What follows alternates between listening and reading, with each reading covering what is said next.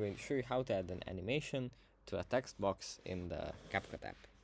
First, you have to open up the app, and here I have a project already opened. From here, we just move to the text box that we want to edit, and then we click on it, and here at the top we have animation.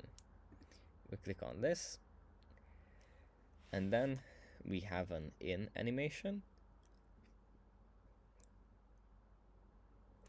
that we can add. Let's say this one. As you can see, that's going to be applied. Or we have type animations as well. This one. Yeah, that's it for this video.